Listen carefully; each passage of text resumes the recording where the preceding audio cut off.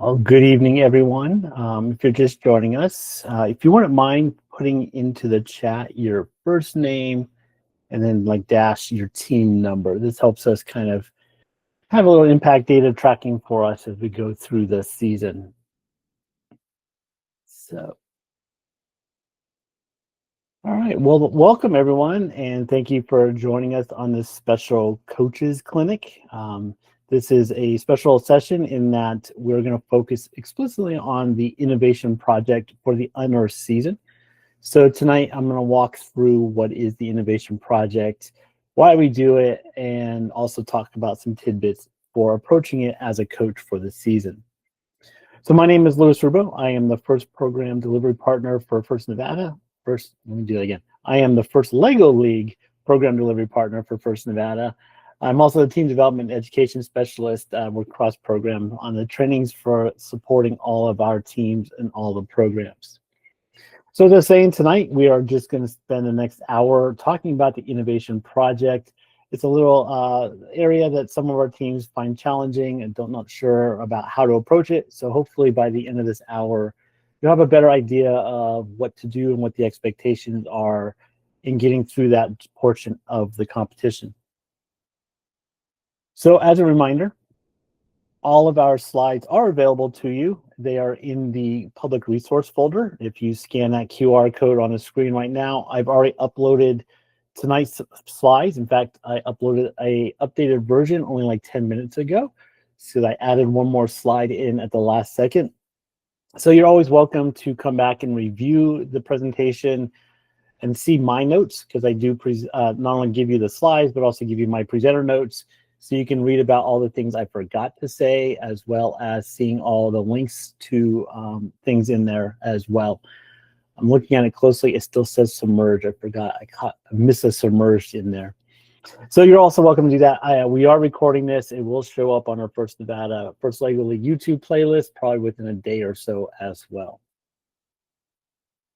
So here's our agenda for tonight. It's really a three-part approach. What I want to do is start off by talking about what is the purpose of the innovation project and how does it fit into the bigger picture of the First LEGO League Challenge program. So we're going to come at it from afar, as if you're coming in with fresh eyes, kind of seeing it from there to understand why are we doing something not necessarily LEGO related or related to the robot game. And I hope you come out with feeling better about the value of this, especially in this context for the larger program goals. From there, we're going to move on and look explicitly at this year's theme. And we're going to look at the unearthed prompt and talk about breaking that down into its components so that we make sure that teams are addressing what this year's innovation project is all about. And then we're going to finish up with some kind of best practices and tidbits about how you should approach developing your idea and especially presenting it to the judges at the end of the season. So that's our agenda for tonight. I will say that everything I'm referencing is available to you. If you haven't had a chance yet, in fact, go to the new First Inspired's website. It has a completely different look. So I put on here kind of a roadmap of where all these references are coming from. If you were to hover over the programs menu at the top of the homepage of firstinspired.org and then click on the game and season section, that will take you to a brand new page, and hidden in the middle of that hero section is a little word mark that says season materials. So you'll click on the season materials there and you're brought to another page. Very important, it defaults to First LEGO League Discover. So you'll need to click on First LEGO League Challenge. And in there now is a stack of menus and the references that I'll be referring to throughout tonight's presentation. You can get to them by clicking on these little plus signs and opening up those menus. So two of the main references that we're going to use here are the Team Meeting Guide and Engineering Notebook. They're available to you under the Guidebook and Challenge Update section. And then the rubrics are available to you under the Judging section. So do make sure to go to the new website, navigate over to this year's challenge materials, and find those key resources for your team in developing that innovation project solution. Again, if you're joining us late, if you wouldn't mind, throw your name in the chat, dash with your team number. This gives an idea of who's attending this evening for our impact data reporting. So let's start off kind of coming at this with brand new, fresh eyes and seeing what exactly is the Innovation Project and how does it fit in the First Lego League Challenge program overall. So I'm going to come at this from you've never seen this before, kind of thinking, why are we doing a research project inside of here? And hopefully by this end of this little section, you kind of get a feel for the importance and value and actually a lot of fun you can have with the Innovation Project. So first and foremost, the engineering notebook is your kind of starting point. The engineering notebook is a bound set of pages that are really meant to be put in the hands of the students. So this is their guide, their journal. It is the thing that they'll reference throughout the season to learn about the different components of the program, as well as finding out kind of what the expectations are. Coaches, you also have a team meeting guide, which follows along exactly with the engineering notebook. It just has additional information to help you through the season. But this really is your starting point for the Innovation Project. I want to make sure everyone actually opens it up and looks at it. Now, remember, the engineering notebook is an optional item. Veteran teams sometimes don't really incorporate this too much because they have their own approach to the season. That's fine and dandy. But we always have to start here, no matter if you're rookie or veteran, because the information in the front few pages guides us on things like the Innovation Project. You'll see there on the far right, kind of an example there of one of the most important things we'll reference here is the Innovation Project page, which describes the prompt that we're going to reference to later tonight. So again, everyone should be at least looking at these pages. If you want to use the engineering notebook as part of your team practices, that's really up to you. It's not a requirement as part of the judging process. It just helps teams guide their journey through the season. So with that said, let's talk about the four major components of the First Lego League program. So the thing that usually draws people in, and really is the flashy part of the program, is the robot game. This is the part that usually takes place in the gym. The teams are around the table. We have music going. We have an MC going. The parents are yelling and supporting. It's really like a sporting atmosphere. This is the part of the game where the teams develop a little robot made out of Legos to complete missions. You would think that really is kind of on its own from the Innovation Project, but I'm going to show you in a couple of slides here that robot game actually has an essential component of the Innovation Project, and we're going to come back to it. Overall, though, as flashy and as fun as the robot game is, it's only 25% of what the program is all about. Complementary to the robot game are three judging areas. The first judging area is robot design. So the team develops that robot to solve the robot game missions, but the judges want to hear what went into the design process. So what they'll see and share with the judges are things about how they program the robot. Why is the robot built in a certain way? What do the different attachments do? And that robot design part complements the robot game in that the robot game is the objective scoring of completing the challenges. The robot design is the engineering that went in behind the scenes. Another component of the First Lego League Challenge program is the Innovation Project. Of course, it's what brought us all here together tonight. The Innovation Project is a research project centered around the annual theme. Of course, this year's theme is archaeology. So this year, teams are challenged with studying things about the past and how we study human history. And then as part of the Innovation Project, they also have to come up with a solution. And of course, we're going to talk about that quite a bit this evening. Again, this is only 25% of the pie. So the last 25% goes to core values. It is the central ethos of everything first.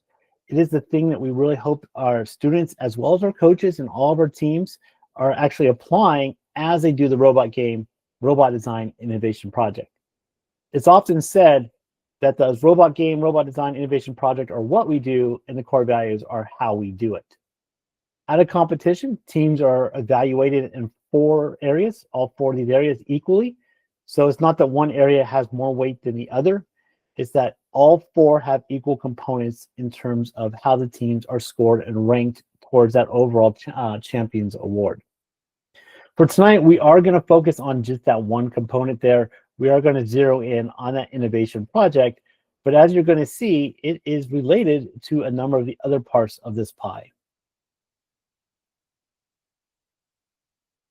Now, I want to put up front, the robot game and the innovation project are often done in parallel and somewhat separate. They don't have to be, but it typically is the way the teams go with this, that they'll develop the robot game off on one part of their meetings, and then they're going to do the innovation project at a different part of their meetings. What I really mean when I say this is you're not required in any way to incorporate your robot game elements in terms of the missions, the robot itself, into your innovation project studies and solution. They can be done separately. They do share the overall theme. As I'm going to share here in a moment as well, there is a relationship in terms of how the robot game can inspire a lot of thought about the innovation project. But to be clear, teams do not have to incorporate the robot game into their innovation project or vice versa. They really can be approached as the season progresses as two separate elements of the overall program. Now, at an event, the teams will go off in the gym and they'll do their 3 matches of the robot game. Separately, they're going to have a 30-minute judging session. And during that judging session, they're going to cover the 3 judging areas: the innovation project, robot design, and core values. The judging session always follows the same format, so you can study that ahead of time and prepare the team to go into that judging session knowing what to expect and how to approach it. The judging session always starts with the team entering the room, where they'll be greeted by a handful of adult judges who will then just kind of greet themselves and find out a little bit about the team. It's a very short hello, welcome, love to hear more about your team and what you've done. Quickly after that, teams are given 10 minutes to share about their innovation project. That 10 minutes is divided between a 5-minute uninterrupted presentation, followed by 5 minutes of question and answer. That's it. The entire judging portion related to the innovation project is down to just 10 minutes. We're going to circle back to this point later in tonight's presentation when we talk about what's the best way to maximize those 10 minutes. But for now, just recognize when you go into judging, that's the first thing you're really going to do is go into your innovation project presentation, do a little Q&A with the judges. That will be followed by 10 minutes set aside for the robot design part. So in this part, the team will then have 5 minutes to explain the robot design. They will then follow that with Q&A. So separate from the innovation project, we do have this sequence where they will do the innovation project followed by the robot design. The last 8 minutes then is reserved for kind of some Q&A time where the judges will get some clarification on different parts of the team, also provide a little bit of initial feedback as well. Again, this is the standard judging flow chart that we always use in our judging sessions. So be it at a qualifier, a championship, you're going to see this format when you compete in Nevada. So you can start working with your team to prepare them, knowing that, hey, we've got only 10 minutes to think about and deliver our innovation project. And then we got to immediately transition to 10 minutes of robot design. For tonight, we're going to zero back in on just those 10 minutes related to the innovation project. So a question I do get a lot is, what's the deal with the innovation project? Why is it something a part of the First Lego League program? Why aren't we just doing the robot and focusing on engineering? Well, the answer is the innovation project is engineering. So here's a little flowchart diagram, if you will, that takes the unearthed theme. And let's just think about the robot game for a moment.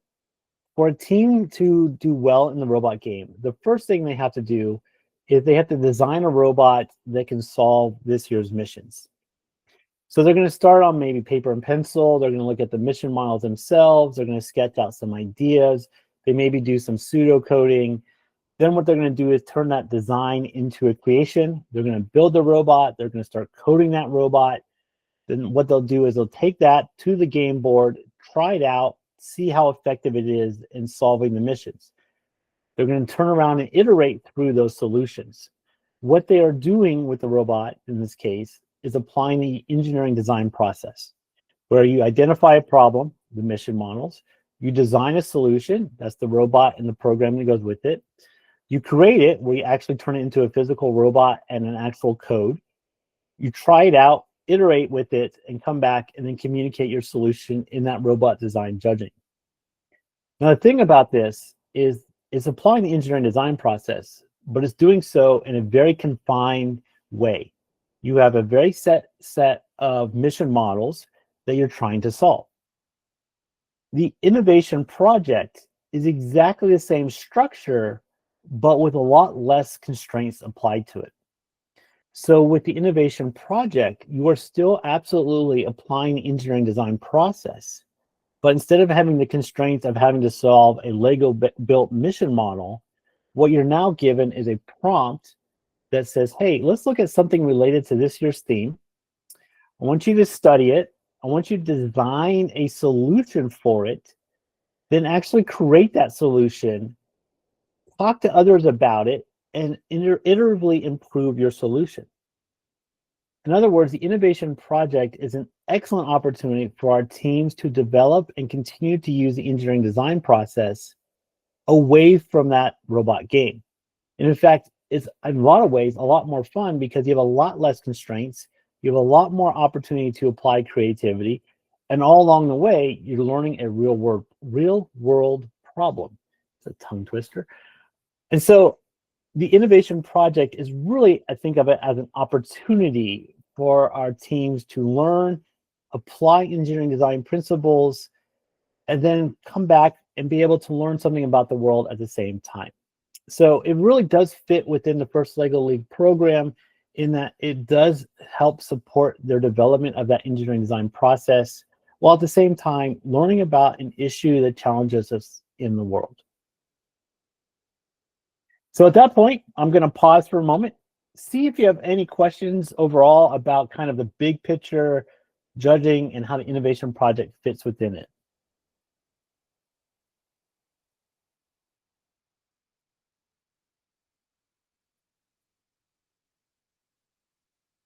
All right, well, no worries. Let's go on to the next section,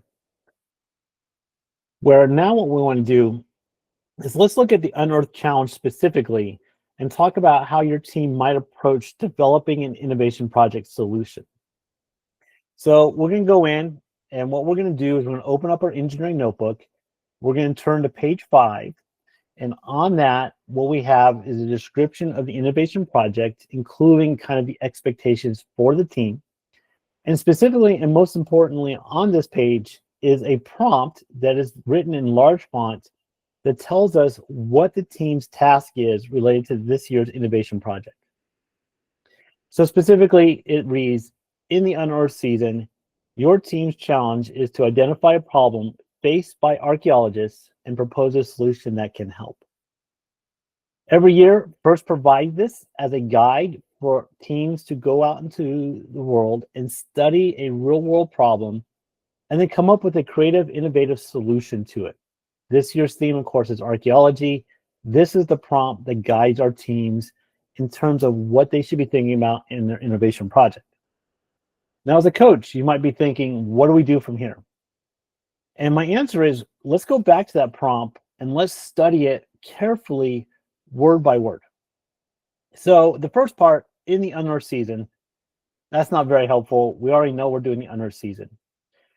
Your team's challenge sets us up is to identify a problem, right? There's a lot of problems in this world, but we do recognize we have to come up with a solution to a problem. And I want to make sure we stop and recognize that this is an important component of the innovation project. We actually want to find a problem related to archaeology, as I'm going to say here in a minute. So this means our teams need to go out and learn about archaeology. And in fact, the second part really zeroes in on that. It's not just any old problem.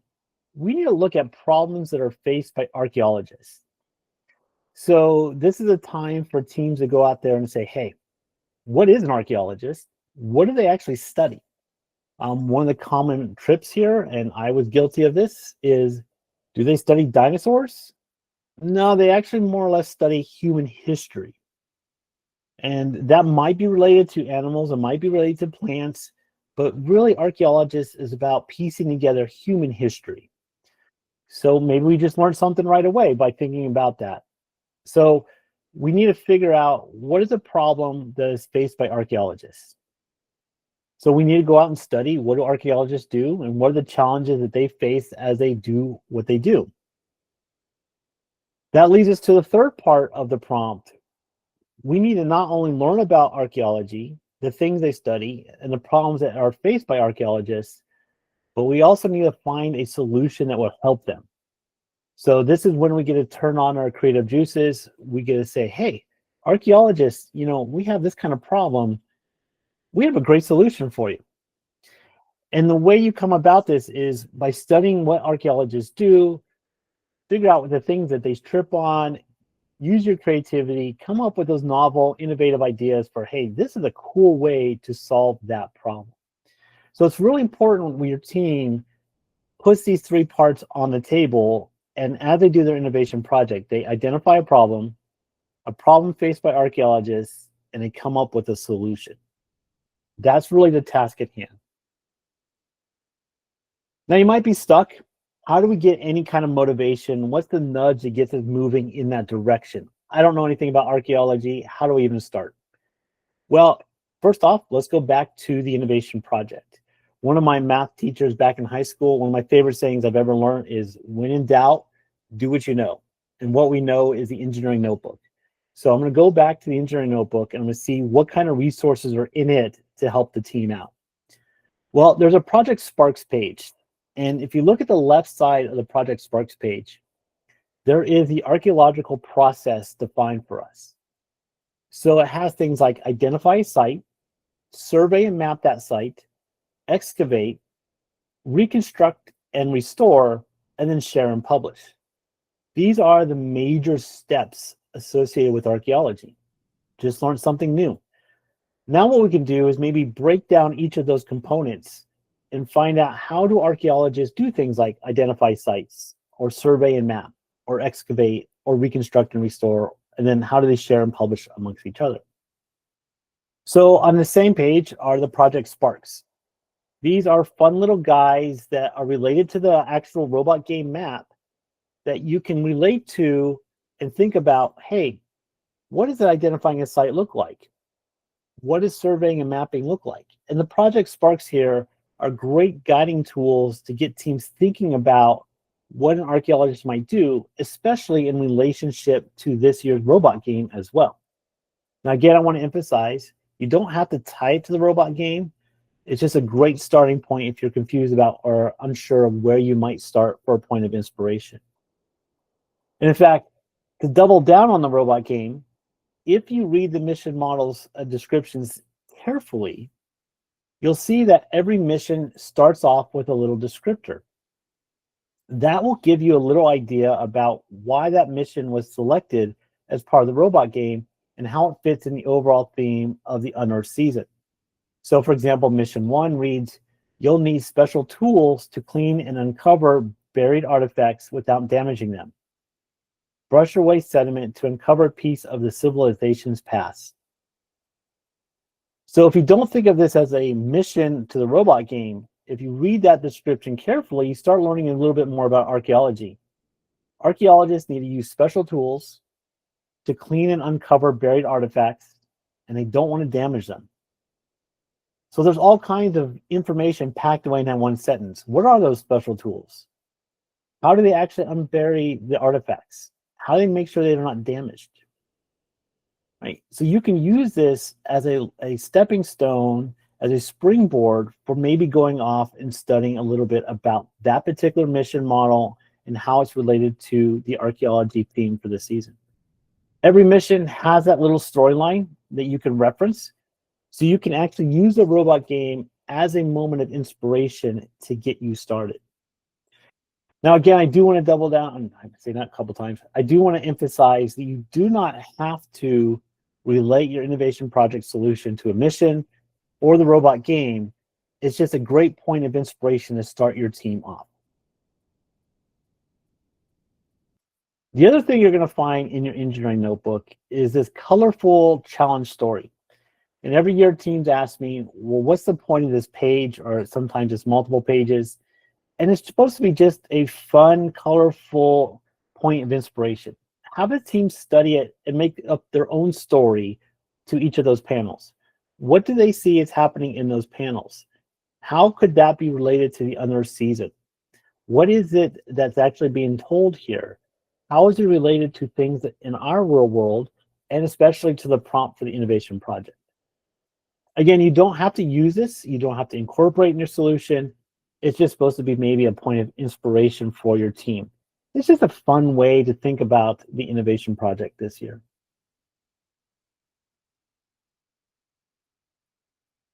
Another thing FIRST does to help our teams out is they put together these very short and concise career connection stories, as well as careers and technology storylines that you'll find in Engineering Notebook and on YouTube.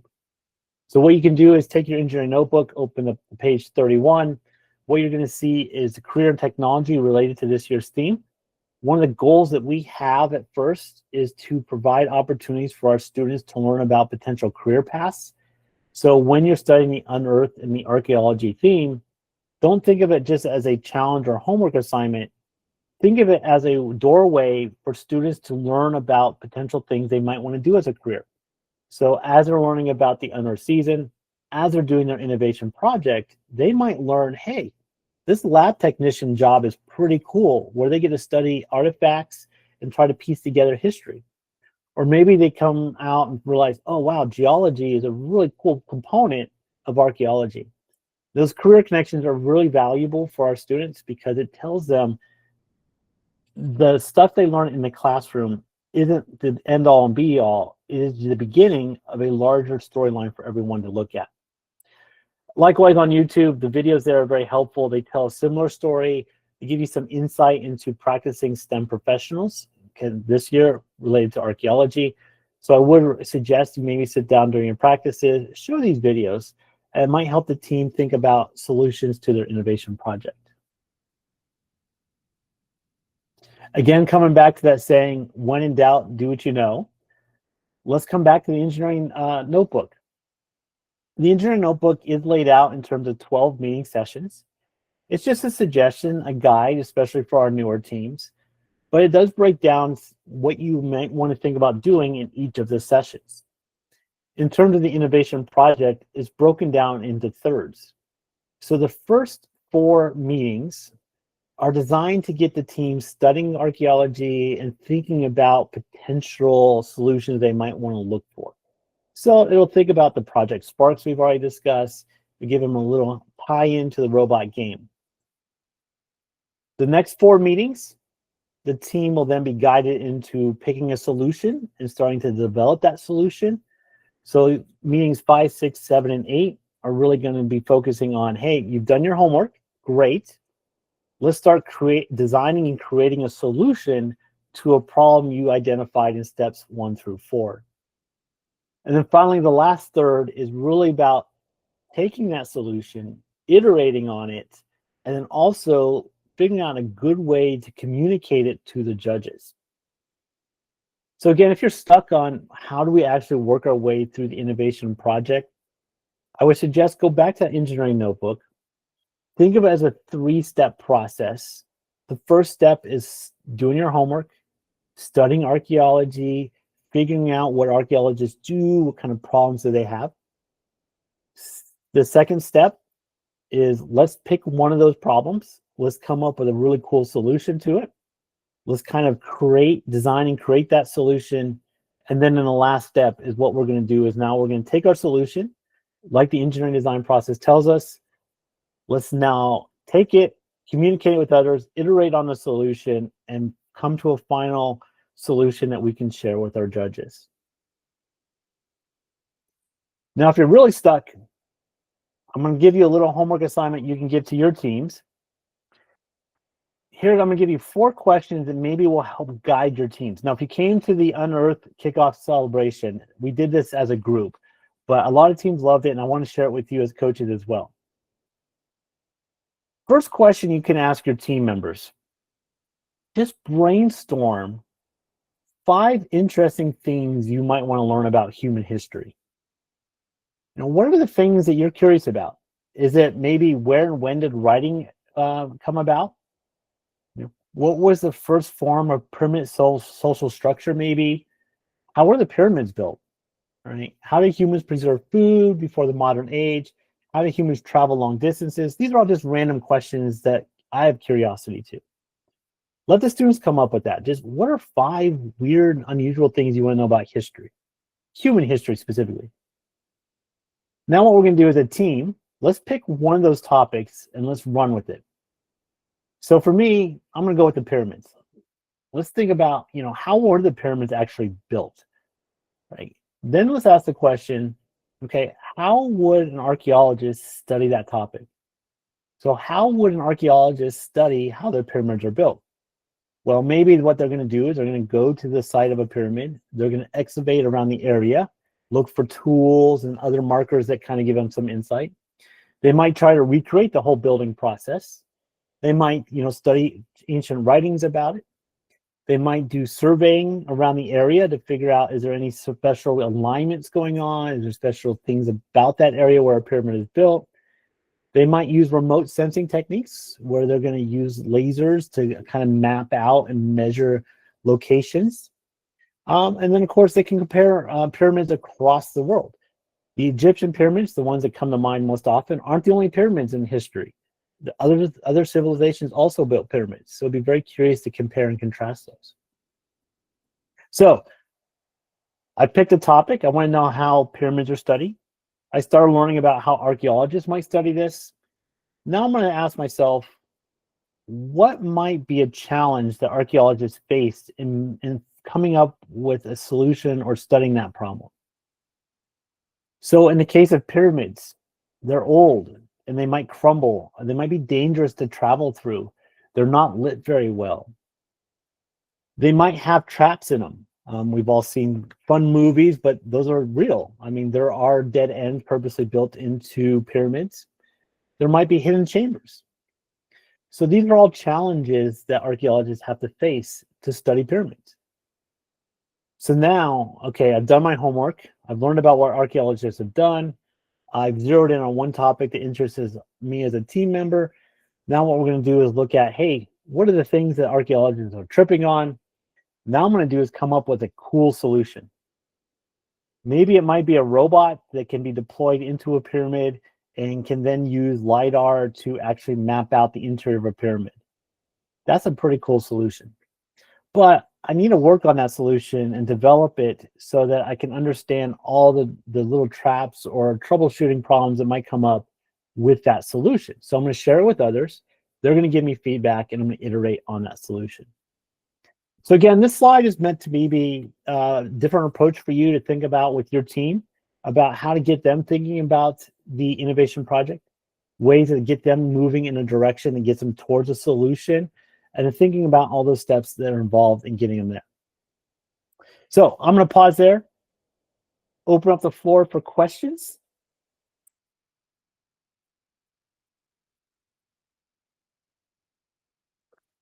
Go for it, Grace. Hey guys, yeah, I just wanted to add something about how you were saying innovation project is not only an opportunity to learn about the engineering design process, but it's an opportunity to explore what careers are out there. I actually give a lot of credit to the innovation project for the career I'm taking. I'm getting a political science bachelor and then going into public administration. And that all started with field trips from innovation projects, specifically Nature's Fury and Trash Trek, and going to places and talking to the government and being like, wow, how is all the behind the scenes working? So my first spark of the career I want to choose all started with innovation project. So it's a really important aspect of FIRST outside of the robot. That's really cool. And I've definitely had a number of people who are alumni of the First Lego League program come back to me and describe their innovation project solution. In fact, it seems to be more people have memories about their innovation project solution than they do about attachments they built on the robots.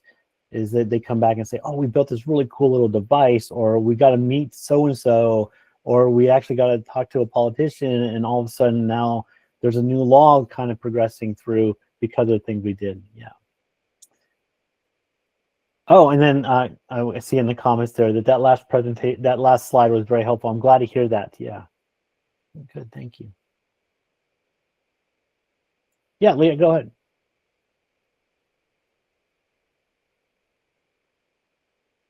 Oh, you can unmute yourself. Go ahead. Yeah. Yeah. I just wanted to let you know, we have our innovation project already for my team, but in case you need help, somebody posted the National Park Service link that had all the subfields for archaeology, and we used that as a jumping point on our team. We went through the different subfields, and then we narrowed down which ones we were interested in. And that really was a great starting point for us. So if you're really struggling, that's one thing that you might want to do to help. I'm so happy to hear that helped your team out. It's really important, I think, kind of one of the secret sauces of being a successful innovation project is do something that the team is interested in. When they have an interest, they are motivated to keep working their way through it. So yeah, those early stages of exploring the different things the team could be interested in is very helpful. Grace. I just wanted to say that that's so exciting to hear, and that make sure to include that in your presentation, how you guys decided on your project. That's very important in the first couple columns of the rubric. So that's super cool that you guys worked on that. And by the way, if you haven't met Grace yet, she's our judge advisor for Southern Nevada. So when she suggests you do something for judging, it's really good to write that down. Yeah. Good.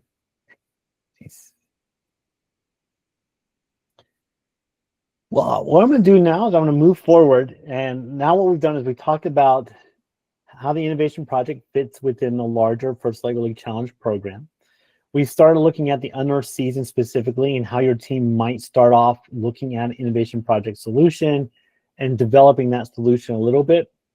What I want to do now is focus on kind of the end part, the part where you go into judging and actually share your solution with those judges. So that's what this last section is all about.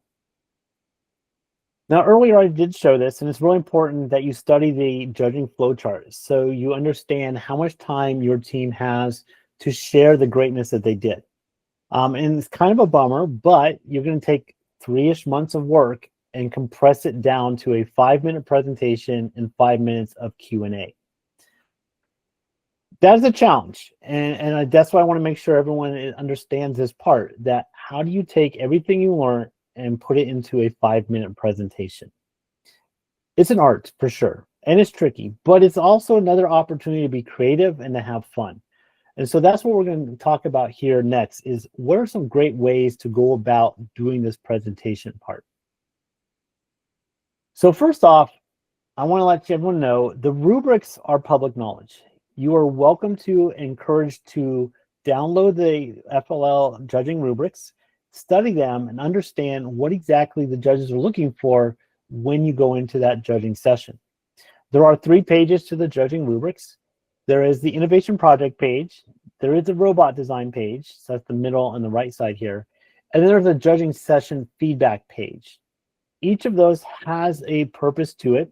We're going to focus on that innovation project part, but I do encourage you to study the other 2 pages as well.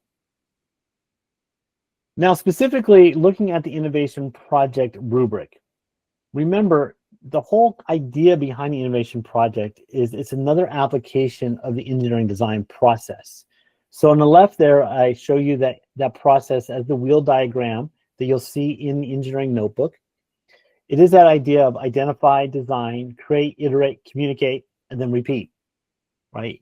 Well, what we're trying to do is teach the teams that design process. So the whole rubric is built around it. There are 5 sections to the rubric. Each section is dedicated to a component of that engineering design process. So the first section is all about identifying the problem. It's really important that a team is able to articulate and communicate to the judges the problem that they're actually studying. And it's kind of weird to say this, but having been in the judging room, sometimes teams actually struggle with this. It's really important that the entire team understands what exactly did they study? So it's not just archaeology. Remember, they need to go back and study that problem that archaeologists face. So what they need to do as a team is clearly share that idea with the judges. So they need to define that problem, and they need to share with the judges the research they did to get to that problem. Next step in the engineering design process is they need to start designing a solution. So they've identified the problem. Now what they need to do is design a solution. So part of this, they need to come up with a plan. What is that plan? We want to share that with the judges. And we also want to talk about what the development process was like. So we found our problem. Hey, we want to know how archaeologists study the interior structure of a pyramid. Now what we're going to do is we're going to develop a plan for actually designing our solution. So maybe we are going to design a robot that goes in and explores the interior of a pyramid. So let's talk about that design process of developing that robot. And we're going to show how that's inclusive and incorporates all of our team members in that process. Next up is we're actually going to have to create a solution of some level. So that's going to be a prototype model, or maybe even a drawing. But somewhere, somehow, the team needs to develop and create an actual solution. Now, we don't expect teams to go out and patent this. We also understand that you're under very serious time constraint. Kickoff happened in early August. Realistically, teams didn't start meeting until September. We understand that you have a time limit. You're working with a certain age group here. So your creation here can be just a simple prototype. It can be a mock-up. It can be just a drawing showing that. But it's important that those, whatever it is, really communicates what that solution is. So that it needs to be detailed, and it needs to be a clear representation related to the solution. Next up, the engineering design process, and one of the real keystones of it is the iteration part. Nobody comes up with the perfect solution the first time. It's important to go out and share ideas, get feedback, and continuously improve on that solution. Judges want to know that. They want to know, who did you share it with? And how did you use the information you retrieved from those people you shared it with to make changes to your robot? This is, I think, the hardest part of this rubric, in my opinion, because it does require finding people to share it with, collecting information, and using that information to give you some feedback to improve your solution. But you also need to communicate it very clearly to the judges. What was the group of people you shared it with? And what kind of improvements did they suggest? And how did you make those improvements actual reality? And lastly, you need to communicate this. That communication is going to be primarily to the judges here in this structure, but you need to be able to articulate as a team, what exactly did you do?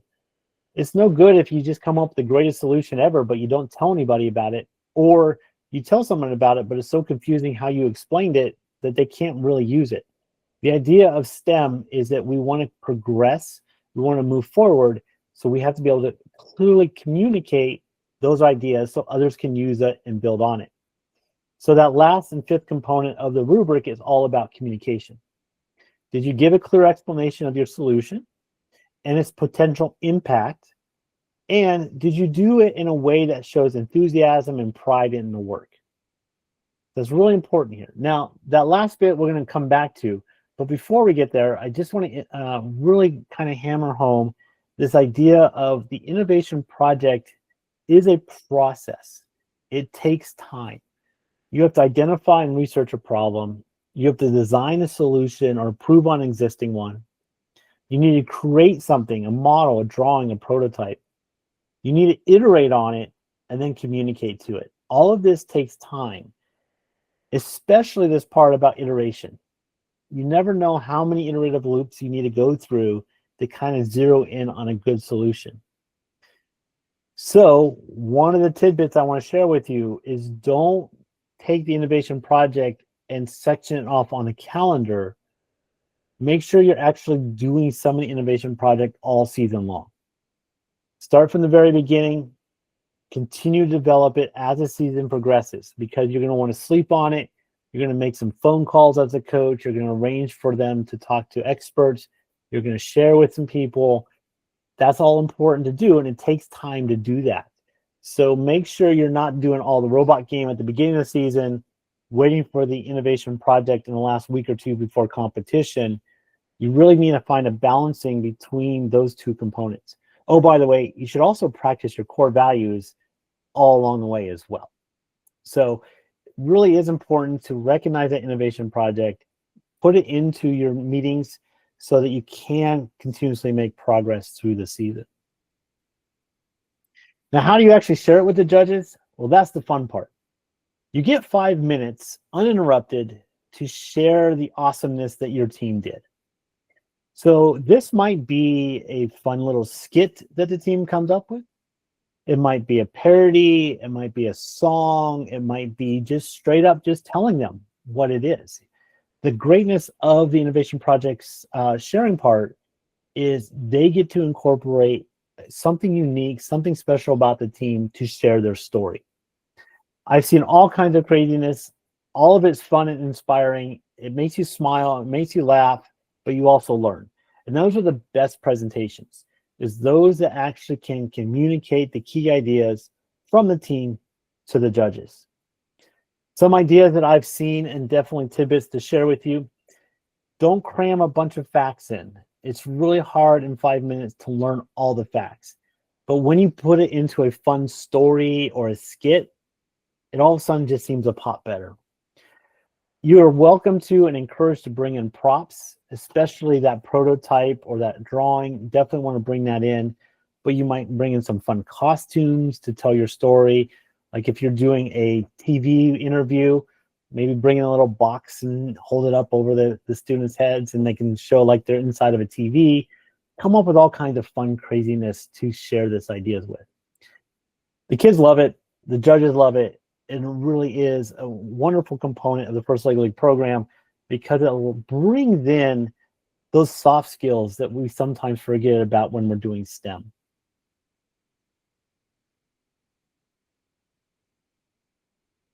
Now, if you look at the rubric carefully, and this is also true of the robot design one, the fourth column on the right is labeled exceeds, and yet it's blank. And the question then becomes, how do you earn an exceeds mark? Well, the challenge we have and when we run our events is we can't really know until we see it. The thing is, an exceeds mark is given to a team that just blows the judges away. It's that wow moment that the judges never expected. If we expected it, we would just put it as part of the accomplished level. But when your team receives that exceeds mark, it is something that is like much higher than anything we expected. They are rare. It's a challenge to receive that exceeds mark, but you can do it, and you should be challenging your team to get that far. Just recognize it's not common to receive it. Most teams receive a 2 or a 3 on the rubric. The 4 is rare. The blank space is actually a space that we require our judges to justify why they gave that team that exceeds mark. So I do encourage you to think creatively. What are ways that you can identify problems in a way that just blows the judges away? What kind of design process does your team come up with? What kind of creation did they come up with? How did they iterate? Did they talk to 3, 4, 5 archaeologists to help iterate? Did they do a crazy, cool, awesome communication through their presentation? Did they have a fun, communicative way to do it? Those are the sort of things that get you exceeds. But I can't tell you exactly what it is. Otherwise, everyone would just build to it. Yeah. Lastly, and my last slide for the night, the Innovation Project is an excellent opportunity to apply the 6 core values. And remember, the core values don't just apply to the team members, they also apply to you as a coach. We are not all archaeology experts. We're here to discover something new about the world. The Innovation Project, well, it's right there in name. Your team is going to do something innovative. They're going to come up with a creative solution. What's so fun about working with this age group is the solutions they come up with are just off the wall, crazy cool. They are thinking outside the box. They are not constrained by all the world that they've already seen. They're really coming up with that new idea, that novel idea. The solution to come up with can have huge impact on the world. Some of our innovation projects do become patent. Some of them become legislation. Some of them change community approaches to things. Not all teams need to be at that level. It might be something as simple as the school is approaching an idea differently or whatever. But the innovation project has that impact on our lives. Because we're doing it as a team, we're thinking about the inclusion part. How is everybody's ideas used to develop the solution, to develop that process when we go through that design? We're working as a team. So how are we working in that teamwork environment? And lastly, because of all the different components coming together, we're always having fun. We're learning something new, which is fun. We're finding new solutions, which can be fun. We're coming up with creative ways to communicate it. That's all fun. So definitely stop and reflect with your team how the innovation project naturally incorporates all 6 of the core values. And this is something to communicate to the judges. Core values judging is done differently than the robot design and innovation project. And it's really important to communicate to those judges how the team reflects on the core values being an influence in what they're doing in the innovation project. Well, with that said, I am done with my presentation. We have some minutes left here to open up the floor, ask questions, share your great insights. What are your tidbits out there you've used? Whatever, the floor is now yours to share away or ask away.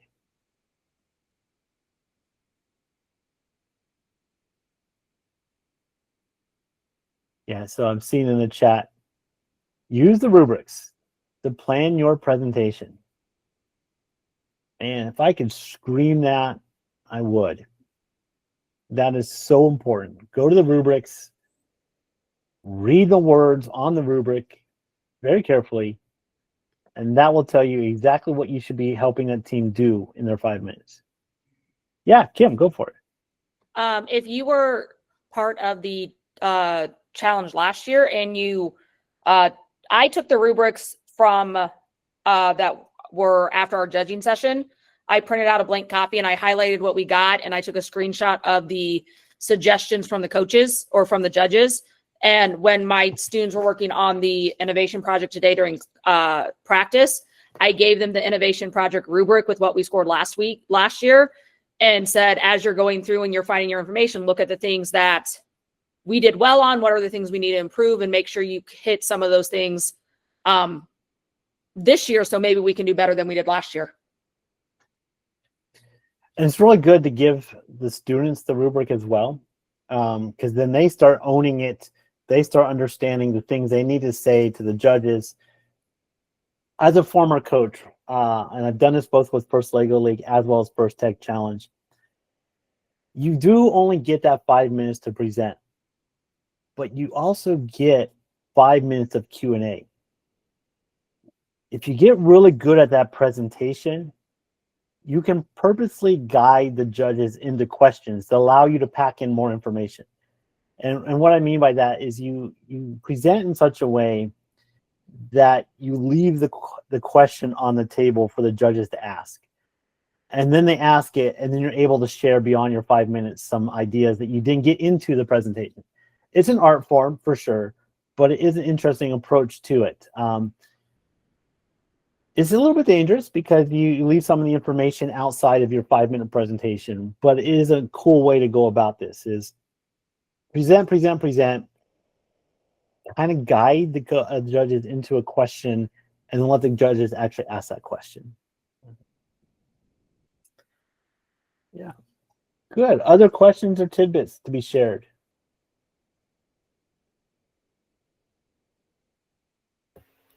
Just make sure your students are having fun. That's really the biggest thing I've learned in the last 3 years. The more fun they are having in their presentation, the better they're going to do. Yep. There you go. It's a core value. How you present varies by your team for sure. Some teams have the kids memorize a script. Some teams really work on just making sure the kids understand the material and let them speaking from the heart. There's different ways to go about it. I wouldn't say any particular way is the right way, but when they're having fun, it comes across in that last area of the judging rubric, that communication part where the teams, do they have pride in their work? They feel like it was something valuable to them. When they're having fun, it comes through. Yeah, for sure. Good question. I'm seeing in the chat. It's a great question. How advanced should the solution be? We have a young team and are having a hard time narrowing down ideas. So it's hard to measure what advance is in the context of the innovation project. Now, keep in mind that it doesn't have to be an original solution. It can be an improvement on an existing solution. The thing is, you really want to add to kind of the STEM communication storyline. So you want to, whatever the team comes up with, is making progress in the world of STEM. That doesn't mean you have to come up with the next disruptive technology as part of your solution. It could be, hey, this is an interesting idea. What if we can do this little tweak to it, make it better? And all of a sudden the impact of that existing solution gets amplified. And so there's a lot of different ways to go. Coming back to what we have already talked about, one way to narrow in on your solution is to find out what motivates the team. What is the thing that's going to give them that ownership and the fun aspect to it? Grace? Yeah, to add to that, sometimes it can be challenging when you have a younger team and they have so many ideas. And so what I recommend is to use research to guide your narrowing process. So see what's out there and see if it already exists. And if your exact idea already exists, maybe you could be like, okay, we'll take this one off the list. And then just keep going until you find something that either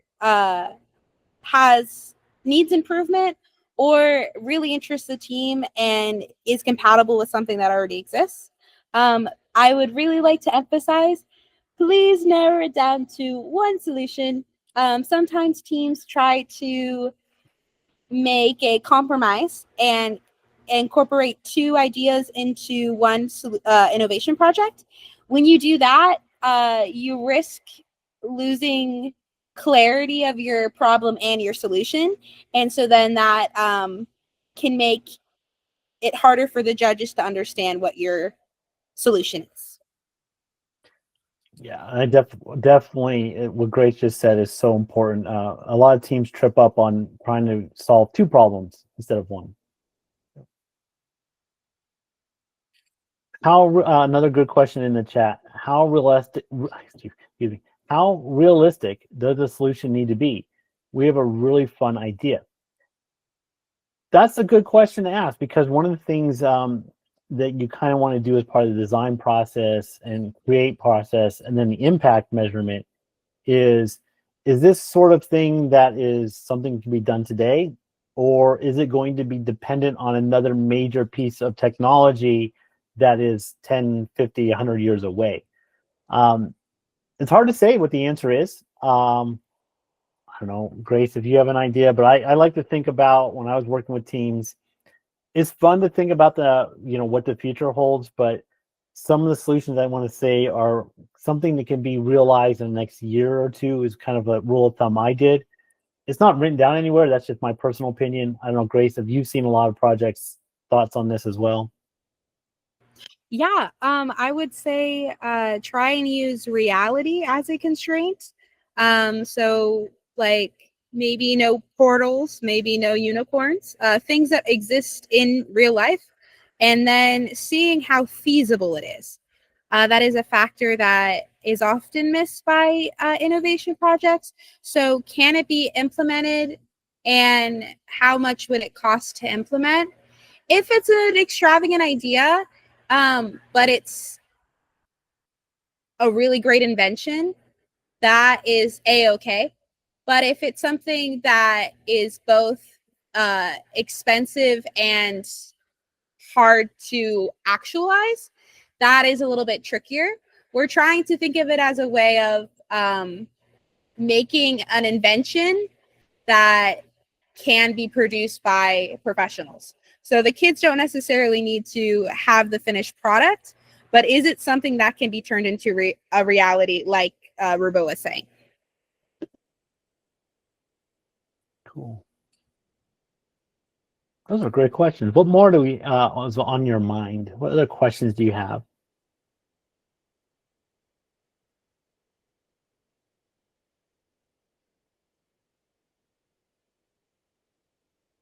We are at a full hour, so I'm going to put some last words out there to share with everyone. I will stick around and answer questions as long as I have them. But for our Nevada-based teams, I just want to remind you that this year we're going to be doing an Innovation Project Share-a-thon, both in Reno and the Las Vegas area. At the Share-a-thon, the idea is your team will come and attend one of these with their innovation project in whatever state it is. And it definitely does not need to be a polished state. What you'll do there is you will share with the other teams. You will also share with adult judges and experts as well and collect the feedback. Part of the Share-a-thon is First Nevada is doing the legwork in getting everyone together for that time to communicate and share with everyone. But we're doing it at a point in the season, October 25th, that will allow you some time to iterate back and provide some information back to your team. So again, if you are interested and available, we'd love to have you come out. It's on October 25th. We're going to be up in Reno as well as in Las Vegas for the Innovation Project Share-a-thon.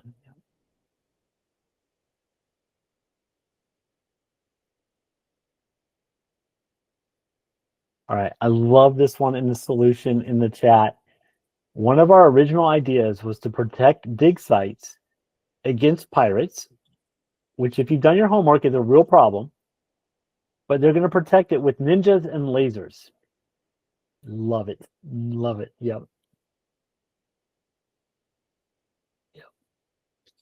Well, very good. We are at a full hour and then some. I appreciate everyone's time tonight. I hope this was valuable to you and maybe spark some thoughts about you and your team and how you might approach the innovation project.